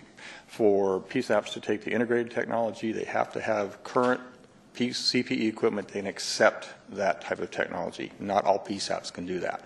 So those that don't, or don't have a network in place to accept integrated because it has to come over an IP pipe, are really stuck with web-based technology. So with that being said, look at the hurdles right now. There's 3 major things. They don't prevent us, but there are issues with text right now as they go out. One is location-based technology. It's an issue we've been talking a lot in the wireless side and the voice side of it, but within the text side it's a little bit different. They don't use the same technology to acquire position. The one company we have tested with, Verizon, uses a commercial-based where the centroid of the cell sector is the point of location of the person doing the text, regardless of where that person is in the cell sector. So they pinpoint the person and the location of the cell sector, provide that information. That's what you have to use. To be honest with you, it's not really usable in identifying somebody. So they really, when you're texting, you really have to know your location. That is one of the issues the PSAPs had concern with. The other issue that is being worked out, I'm happy to say, was transfers. Obviously, it's one of the things we've talked about, is when a primary receives a call, they're not necessarily the responding agency, and it needs to go to fire or EMS, so they have to transfer that call. That was very limited when text first came out. The 2 TCCs that are authorized to provide text to the United States have done great work and being able to provide transfers. Those are Intrado and Telecommunication Systems, or we call TCS, are both able to provide that transferability now. So that hurdle has been moved over. And the biggest one, I think, or another one that Karen mentioned, is language translation. Obviously, in California, we have a number of foreign languages that we have to deal with. On the interpretation side right now, we do over 92 languages in California, and that changes based on areas of California you're actually working in. We have to be able to duplicate that on the text side, which in this case now becomes translation instead of interpretation. Our contract provider, Language Line, has been working on trying to solve that issue. In December, we went down to Long Beach along with a few PSAPs and looked at the first go-around of trying to solve text to 911 language interpretation. We still can't do language interpretation with text to 911 right now. It's a start, but it's nowhere near ready for pushing out for usage amongst the PSAPs. They're going back, they're revising that. Hopefully by June they'll be able to come back out and do another presentation on doing text to 911 on language translation. As far as getting to PSAPs and the hurdles with PSAPs, I think the biggest issue right now is concern of how text is going to impact the operations of the PSAP. When we went out and we did our presentations across California, we met a lot of resistance. When they were looking at the initial results of our surveys with text, a lot of people, I don't want to do it, and I don't blame them. Text at that point, we didn't know a lot about. It was very limited, but I can say this has been a work in progress. The landscape has changed a lot over the last years. PSAPs have become more receptive to taking text to 911, and I think that's because we know more now than what we did before and through our tests. So obviously the first issue in deploying, or one of the hurdles, is getting the PSAPs to want to take text to 911. It is getting better. As I mentioned, we currently have 28 PSAPs in line. Following behind in the conversations with our office, we have an additional 4 counties that are looking at deployment, and then 2 individual PDs are looking at deployment, which if all these counties move forward like we expect them to, we'll probably have deployed about 10% of California over the next year, and we expect more counties to follow on. One of the things we are going to do or be able to glean out of counties starting to take text to 911 is develop operational procedures that other PSAPs can follow on with. And that was one of the biggest concerns, how is text going to impact my PSAP when I take it? And that's a justifiable reason, for sure. So as an office, we are documenting these things. So as we do move forward and additional PSAPs come online and say, I want to take text to 911, how is it going to impact me? Other PSAPs have already developed operational procedures. They have concepts in place on how to deal with text, whether it be a web-based or an integrated type solution. Other PSAPs can use that information to go ahead and move forward with their text, kind of remove some of those concerns they have. Again, we would like to see countywide deployments. That's not always the case. I think Chief Trowerneck, you mentioned that, we prefer not to do that. How can we do it countywide? And we would love to do that. We'd like to do it statewide, but that's, I think, I'm really reaching for that one. So the countywide is, definitely we'd like to go forward with that. But we don't want to hold up text to 911 either in California. Deciding on the format is another hurdle we have to deal with. We want to see PSAPs be able to use text, so they're really limited to web or the integrated. As I mentioned, if they don't have the CPE equipment, they can't use the integrated. So it kind of falls on the web-based. Some of the PSAPs don't want to have an IP or a web connection, or internet connection into the PSAP. That's a hurdle they have to overcome. So that is one of the things they still have to work on. Another issue is the way the current technology works. The carrier provides text down to the text control center. There's 2 text control centers that provide the text down to the PSAP. Each text control center is associated with 2 carriers. We have the ability right now for any carrier, when they provide text to the text control center can provide that text to the other text control center and push it out to the PSAP. However, if you have 2 PSAPs, each one is connected to a different text control center, we can't transfer the text back and forth. So as part of the deployments, we're really looking at counties wanting to select one text control center right now that they all feel comfortable with. That way we have connectivity amongst all the PSAPs within that county. We're working on that. We do talk to the 2 text control centers, and we understand they are making progress in trying to develop connectivity to allow us transferability amongst all the PSAPs connected regardless of the text control center.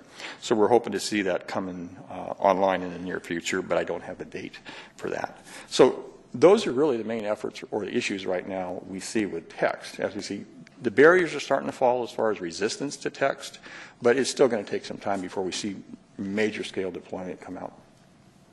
Questions? In terms of the translation issue, it seems like it's actually easier with text to 911 with things like Google Translate, where you can copy and paste and have it immediately translate in hundreds of languages. Yeah, that was brought up very early in conversation with text to 911. So we actually used some staff in our office that were bilingual. We had them take text messages, put it into Google Translate, had it translate, and back again. And you're right, it does work. However, it's not perfect. And what we found, there were certain words based on the message that could be changed during the translation that can impact the actual message is provided to the PSAP. I mean, as far as the individual, what they look like, it's just the terminology or the translation that Google uses.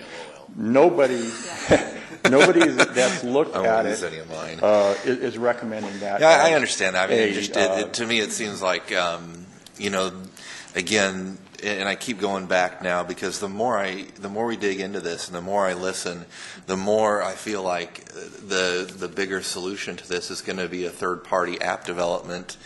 I mean, because all of the technology is there for us to do this. And one of the things that would be interesting would be to have the 911 office explore the concept of like a hackathon, where you bring in folks and they basically write code. They come together and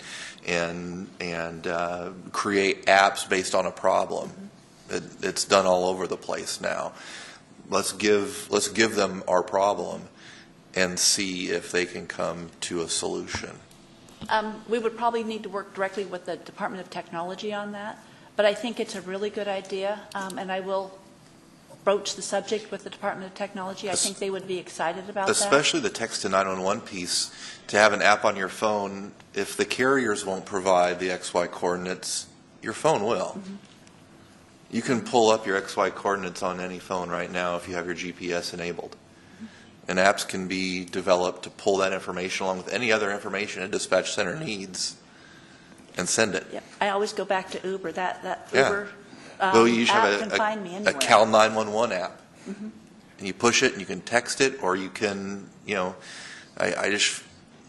it's interesting just how entrenched we are in really, really old technology. We will definitely, I will get a hold of the technology agency. If Hackathon? Okay. Actually, I think it's a really good idea. It could be really cool, honestly. I think also that it'd be just a great media piece for the agency and for the work being done here to show that we have this significant problem that we're trying to find new and innovative ways to get a solution. So, Bill, a quick question for you. Did I hear right that the text location is based on the tower? It is based on the centroid of the cell sector. That is the technology Verizon is using. Once we get the rest of the carriers up online in a text environment, we can go out and look. We understand that some of the carriers are a little bit better in providing location accuracy than others. Verizon used a centroid. We did try one of their applications, Location Agent, and we did not find it very usable. It did not provide us the information we thought it would. In fact, we couldn't even download it on most of the cell phones we thought we could or were identified. So we had a little bit of issue with that one. So if I take that next step further to routing, does that mean routing is going to be based on cell tower? Routing is based on the sector the cell tower is associated with. So it'll be still the sector routing. So we'll have the same issues with 911 calls. And I think that's part of the problem is that the carriers. It depends on where the centroid falls. The centroid falls in a particular shape file of a PSAP. That is the PSAP the call will be routed to. The carriers don't really have any use for your GPS information, so they're probably not actively collecting it. I'm sorry? I don't think the carriers are collecting the GPS information from all their users. There's no use for it. The people who are collecting GPS information is applications because they want to connect it to a product or to sell something or to provide a service. So that, I don't know the reason for the carriers not collecting it, but I'm guessing they have no use for that data. But yet we keep on asking them to provide it. And again, that's why I go back to I don't know that that's the solution. Right, which is probably why it's taking so long for the FCC to do its order for the 6 years. And even after the 6 years, it's only 80% of the calls to show location accuracy. And that's after 6 years. I do want to ask another question. What are the carrier's responsibility to show location accuracy for a text? With text, I don't think they have any response. There are no defined rules on text right now. And I don't remember it in the rulemaking for the FCC. It was all based on calls. Are you talking about the recent rulemaking? Fourth order, the one that was... Any rulemaking. Well, the recent one was January 29th, the FC 15.9, and that was all based on voice calls. Yeah, that's not to take into account text. So are they, do we know, are they or are they not collecting the GPS data? Because we had better accuracy a few years ago than we do today. And so... That goes back to the phase 2 calls. And right. I don't know what the carriers are collecting and what they aren't. But there's no need for them to. There's no purpose behind it. But you're absolutely right. You had better call location a few years ago than we do today.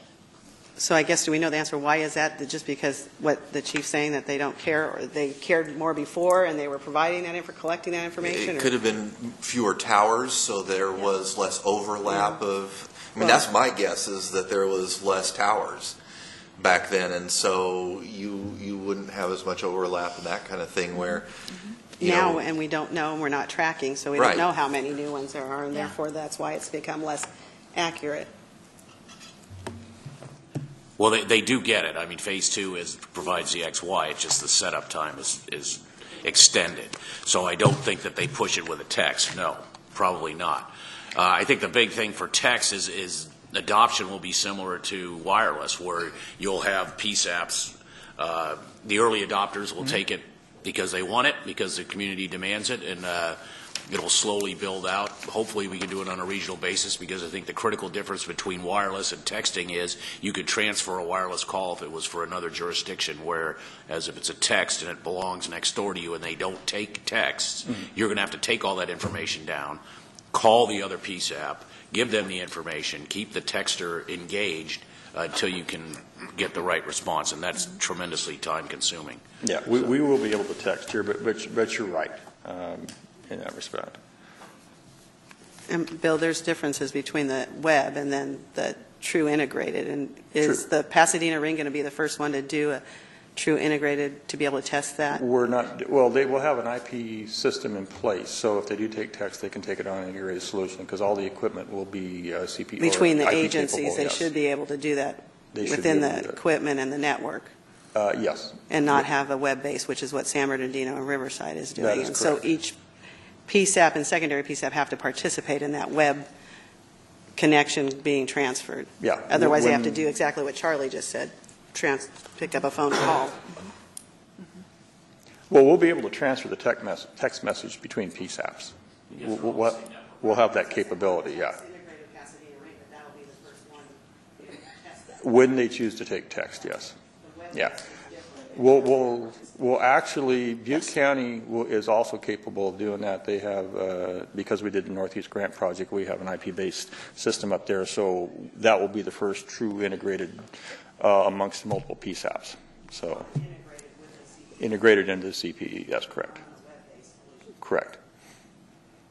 But I think that one of the enhancements we have seen is the CP providers on their next generation, their stuff that's coming out now, has integrated the web application into their into the CP, so you actually see it. Now you do need an internet connection, like as Bill pointed out, which has its own issues for There's some some of us. PSAPs that we but at least it's understand not a do not want separate that. application sitting on a separate computer where the dispatcher has to turn around and not really be working in there at the workstation. So. Yeah.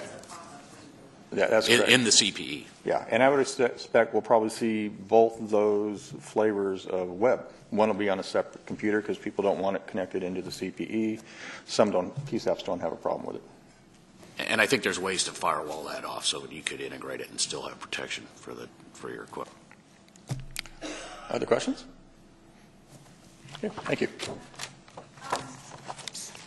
And we have an agenda change that I need to see what we can do with this.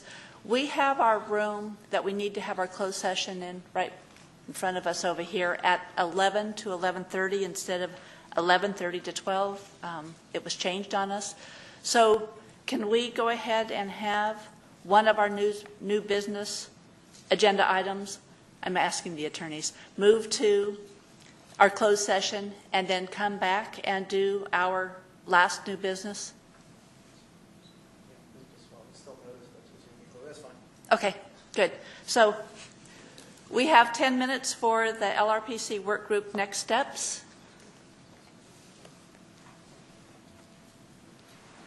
You're talking a lot today, Charlie. I sure am. Yeah, with Chris not being here, I think we discussed maybe having some additional discussion about the possible solutions that the work group came up with. Other things we could be looking at, I think that at some point we need to look at text to 911 best practices. As text to 911 starts to roll out, there needs to be sort of a central clearinghouse for how is it going, what's working well, what isn't working well, so that we can provide advice. I think that would be an issue that the work group would like to take on. So those are the two that come to mind right now. What we can do is put those two items on our agenda for our next meeting and then have a discussion on each of those items and move forward. So to make sure I have that, text to 911 best practices and the potential routing technology, and we should know more after the vendor day in terms of what solutions are out there. Yeah, I think LRPC will have that until we really get a good, solid fix. And so with that, the state 911 board meeting will go to our closed session and discuss the outages. The closed session will be with our members of the board pursuant to the Bagley-Keene Act and Government Code Section 11126, subsection C. subsection 18. So do I have a motion to convene to the closed session? I'll make the motion. Second? I'll second. All in favor? Aye. Okay, we're going to convene to our closed session. We will be back here in about 15 minutes. Thank you.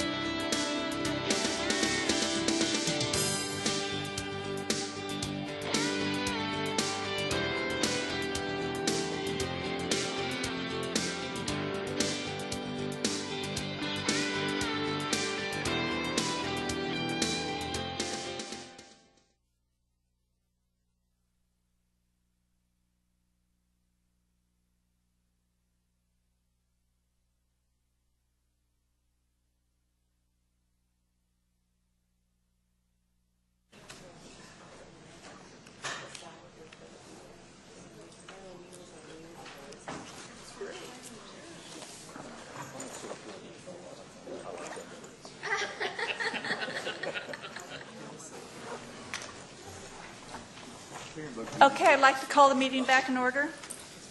The next item on the agenda is the county coordinator workload. And that was the advisory board wanted to discuss. We have, I'm looking at Bill again, we have different levels of workload for our different county coordinators. Do we have something in our packet? I'm sorry, I was talking to you there at the time. I apologize. Could you repeat the question? She has to do something in your packet for the workload. Our agenda item on the county coordinator workload, we were going to take a look at the different counties, how much time the county coordinators were working on each of, how much time was spent in the counties? I don't have anything right now, Karen, no. Okay. Karen, I think I raised that issue yes. somewhat last meeting, but I think even today's comments earlier about the wireless 911 calls goes to that issue. And again, I don't know the answer. I think we need to find out. I'm in Los Angeles County. There's 88 different municipalities there, 45 somewhat independent police departments. I don't know how many different PSAPs, several million people there. It's quite different than a smaller county with, 4 or 5 agencies, and there's one county coordinator in Los Angeles County. And I find it, I don't know how that one county coordinator working with the CHP, I know there's a couple of CHP folks here that can maybe speak to this issue, but I don't know how that one county coordinator working with CHP could even remotely address the whole wireless 911 issue and routing and identifying cell sectors and all that.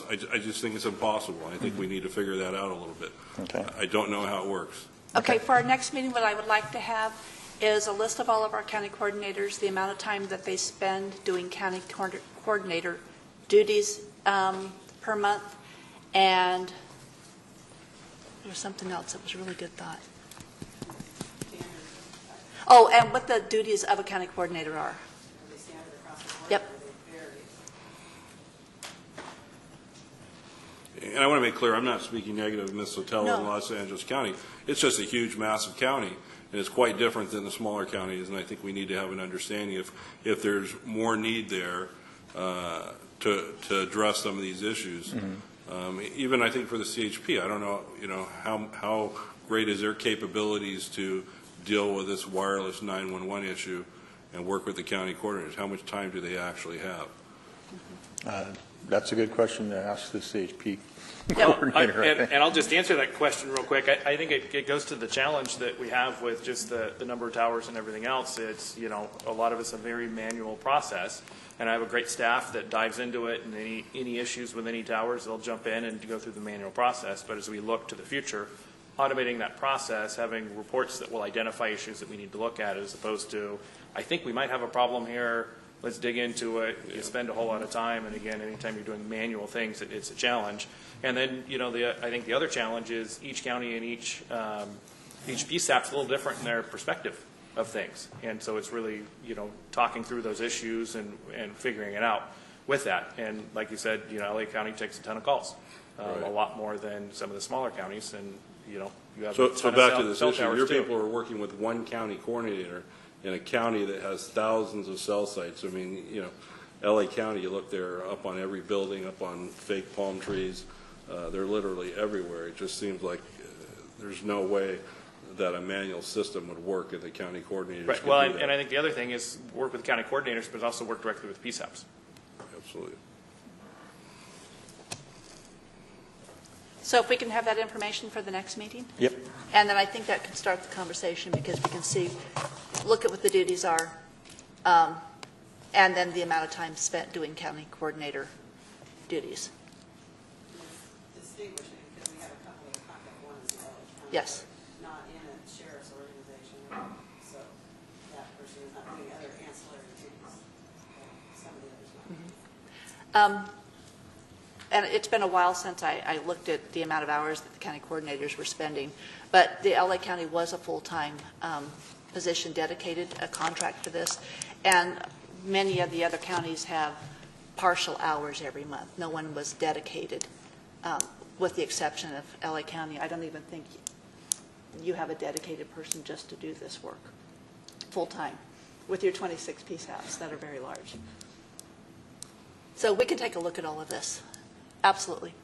Okay, so we'll pen this to the next meeting with the information. And then the next, thank you, Bill.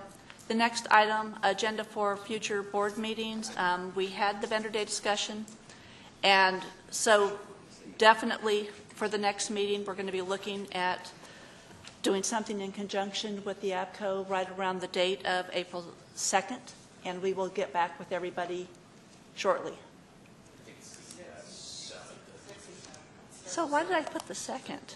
Okay, 6th or 7th? Sorry about that. 7th through the 10th. Yeah, 7th through the 10th. 7th And the through the 7th 10th? is sort of a preliminary day, I think. Okay. Do we have a FirstNet meeting that's also We do. aligned with APCO too? We do. Yep, and yes. So the more that we can align, because all the right people will be close by. So we will look at putting together the vendor day right around that while everyone's there. And then for the next meeting, won't be the one in April. We'll kind of have that in Sacramento. But we will go back to looking at having the 911 advisory board meetings, one in Sacramento, one in Southern California, and start alternating like we were before. And we just stopped doing that because we had challenges with travel. So we will go back to that process. And are there any announcements anyone would like to make? Okay. Any additional public comment? Okay, with that, the meeting's adjourned. Thank you, everyone.